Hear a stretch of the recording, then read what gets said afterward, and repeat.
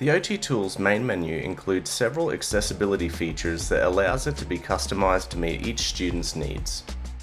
The tools are organized into 4 categories: reading and writing, math, organization and planning, and resources and support. Each tool button includes a visual symbol to support recognition for students who have difficulty reading.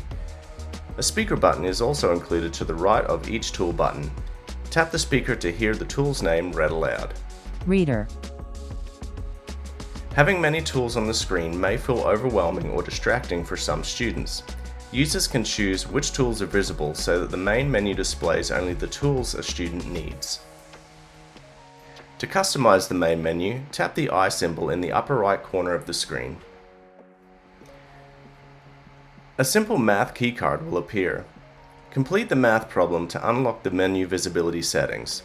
Once unlocked, these settings remain available for 10 minutes. On the menu visibility card, turn off any tools that you don't want the student to see. Tap Show All to quickly restore all tools to the main menu. When you have finished making your selections, tap Done. The main menu will now display only the tools selected for that student, creating a simpler and more individualized experience. Hidden tools can be restored at any time by reopening the menu visibility settings.